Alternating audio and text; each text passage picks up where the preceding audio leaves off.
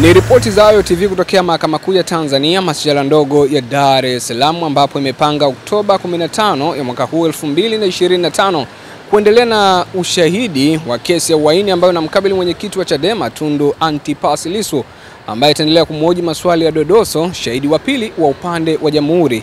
Yeye ni mkaguzi wa polisi kitengo cha upelelezi wa makosa ya mtandao John Kahaya mwenye umri wa miaka 45, ambapo awali mapema hii leo mahakama ilitoa uamuzi mdogo mbele ya jopo la majaji watatu wakiongozwa na Jaji Dunstan Dunguru ya kukubali kupokea maelezo ya shahidi huyo ambayo yalitumika katika maswali ya dodoso na Tundu Lissu.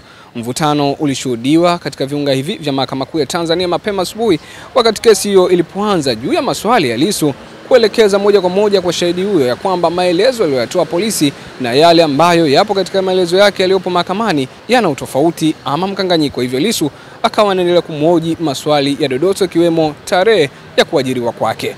Mimi natumika ndaba na hizi ni ripoti za kimahakama, na hivi ndivyo hali ilivyo katika viunga hivi wakati kesi ilipoahirishwa na Lissu kuondolewa katika viunga hivi kupelekwa mahabusu.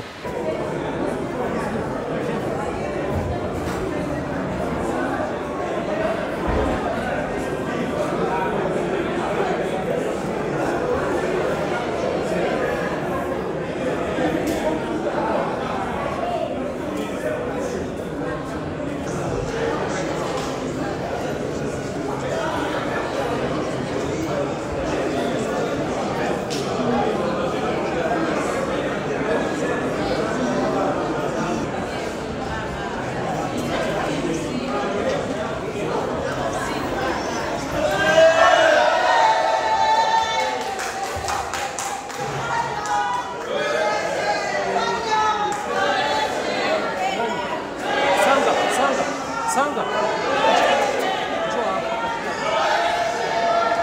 Wewe chama.